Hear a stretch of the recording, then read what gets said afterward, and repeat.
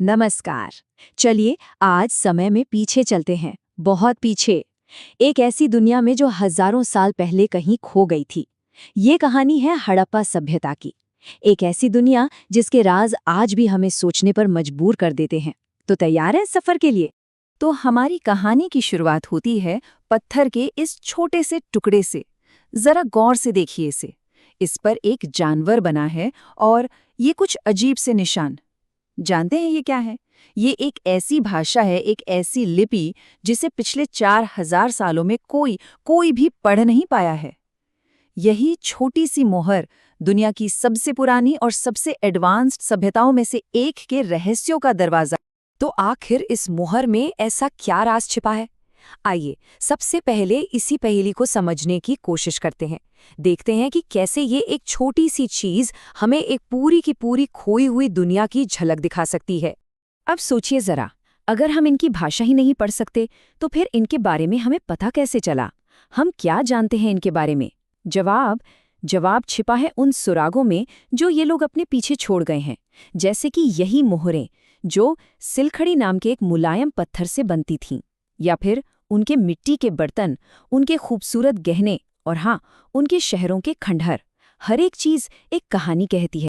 तो सवाल ये है कि ये सभ्यता आखिर कितनी बड़ी थी, कितनी पुरानी? आइए अब जरा इसके स्केल को समझते हैं, देखते हैं कि ये प्राचीन संस्कृति कितनी फैली हुई थी। देखिए, हड़प्पा की कहानी को हम 3 हिस्सों में बांट सकते हैं। पहला, इसका शुरुआती दौर, जब छोटे छोटे गांव बसने शुरू हुए थे। फिर आया इसका सुनहरा दौर, मतलब मैच्योर फेज, जब बड़े बड़े शहर बसे, व्यापार अपने चरम पर था। और फिर आया आखिरी दौर, जब ये महान सभ्यता धीरे धीरे पतन की ओर बढ़ने लगी। और ये कितनी विशाल थी, इसका अंदाजा इन नक्शों को देखकर लगाइए।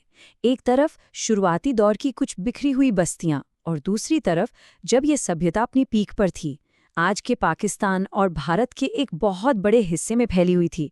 मतलब ये उस जमाने की सबसे बड़ी सभ्यताओं में से एक थी। कमाल है ना? पता है, अब तक 2000 से भी ज्यादा ऐसी बस्तियां मिल चुकी हैं। 2000। लेकिन इनमें से ये 5 शहर जो है ना, राखीगढ़ी, मोहनजोदड़ो, हड़प्पा, धोलाविरा और गनवेरीवाला, ये इस सभ्यता का दिल थे। समझिए, उस जमाने के मेगा सिटी। अच्छा, शहर तो देख लिए, पर इन शहरों में जिंदगी कैसी थी? चलिए अब इन खंडरों से जरा आगे बढ़ते हैं और उन लोगों की दुनिया में झांकते हैं जो यहाँ रहा करते थे। वो क्या खाते थे? उनकी डेली लाइफ कैसी थी? तो आर्कियोलॉजिस्ट को खुदाई में क्या मिला? जले हुए अनाज के दाने, जानवरों की हड्डियां, और इन्हीं से हमें उनके मेन्यू का अंदाजा लगता है। गेहूं, जौ, दालें, ये सब तो था ही, साथ में कई तरह का मांस भी खाते थे। लेकिन एक मजेदार बात पता है? चावल के दाने बहुत ही कम मिले हैं। लगता है चावल उनका फेवरेट नहीं था। पर यहाँ एक बहुत बड़ा सवाल खड़ा होता है। ये जो इलाका है, ये तो ज्यादातर सूखा है, बारिश भी कम होती है। तो फिर वो लाखों लोगों का पेट भरने के लिए इतना सारा अनाज आखिर उगाते कैसे थे? जरूर उनके पास कोई स्पेशल टेक्नोलॉजी रही होगी। और इसका एक सुराग मिलता है मिट्टी के इस खिलौने से। ये क्या है? एक बैल। इससे साफ पता चलता है कि वो लोग खेतों को जोतने के लिए बैलों का इस्तेमाल करना जानते थे। और यकीन मानिए, ये उस जमाने के लिए एक रेवोल्यूशनरी टेक्नोलॉजी थी। और फिर कालीबंगन में जो मिला वो तो बस कमाल ही था। सोचिए, एक पूरा का पूरा जुता हुआ खेत, जस का तस, जैसा 4000 साल पहले छोड़ा गया था। और सबसे हैरान करने वाली बात क्या थी? हल की जो लकीरें थी वो एक दूसरे को राइट एंगल पर काट रही थी। इसका मतलब क्या हुआ? इसका मतलब ये कि वो लोग एक ही खेत में एक ही टाइम पर 2 अलग-अलग फसलें उगाते थे। Incredible, right? तो खेती में तो वो माहिर थे ही, लेकिन उनकी असली पहचान, उनकी सबसे बड़ी पहचान थी उनके शहर। और ये सिर्फ शहर नहीं थे, ये थे प्राचीन इंजीनियरिंग के शानदार नमूने। मिसाल के तौर पर मोहनजोदड़ो को ही देख लीजिए। ये नक्शा साफ साफ दिखाता है कि ये शहर बस ऐसे ही नहीं बस गया था। नहीं, यहाँ हर गली, हर मकान, सब कुछ पूरी प्लानिंग के साथ बनाया गया था। लगभग हर हड़प्पा शहर 2 हिस्सों में बटा होता था। एक था दुर्ग या सिटाडेल, जो थोड़ा ऊंचाई पर था, दीवारों से घिरा हुआ, शायद यहाँ शासक वर्ग या कोई खास लोग रहते होंगे। और दूसरा था निचला शहर या लोअर टाउन, जो बहुत बड़ा था और जहां आम लोग रहते थे। और सबसे ज्यादा हैरान करने वाली बात तो ये है कि प्लानिंग पहले होती थी, कंस्ट्रक्शन बाद में। ऐसा लगता है कि पहले ग्रिड पैटर्न में सीधी सीधी सड़कें और नालियां बनाई गई और फिर उनके साथ साथ घर बनाए गए। और एक और कमाल की बात, हजारों किलोमीटर तक फैले हर शहर में हर जगह ईंटों का साइज एक जैसा था। सोच सकते हैं उस जमाने में ये कितना अविश्वसनीय रहा हो। लेकिन उनकी इंजीनियरिंग का असली जादू वो उनकी नालियों में दिखता है। हर घर की नाली सड़क की मेन ड्रेन से जुड़ी थी और सारी नालियां ढकी हुई थीं। सोचिए, आज से 4000 साल पहले।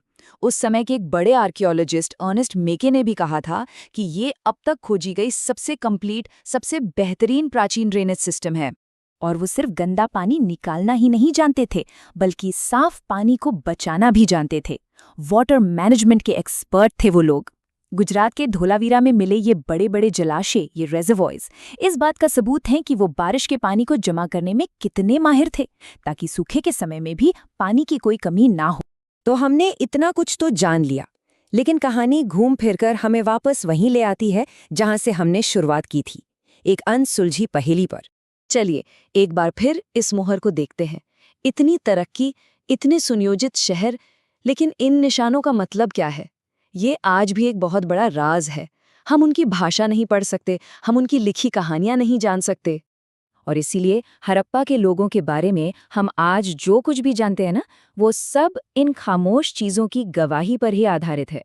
हम सब एक तरह से अतीत के जासूस हैं, जो छोटे छोटे सुरागों को जोड़कर एक कहानी बनाने की कोशिश कर रहे हैं। ये एक ऐसी बड़ी पजल है जिसके बहुत सारे टुकड़े आज भी मिसिंग हैं। और यही सवाल है जो हमें आज भी अपनी ओर खींचता है। जमीन के नीचे दबे ये शहर अपने अंदर और कौन-कौन से राज छिपाए बैठे हैं?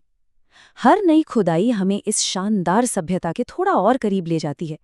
एक ऐसी सभ्यता जिसने शायद कोई किताब तो नहीं लिखी, लेकिन पत्थरों और मिट्टी में अपनी एक ऐसी कहानी लिख दी जिसे हम आज भी समझने की कोशिश कर रहे हैं। और शायद शहरी नियोजन और जल प्रबंधन के बारे में हमें आज भी उनसे बहुत कुछ सीखना बाकी है।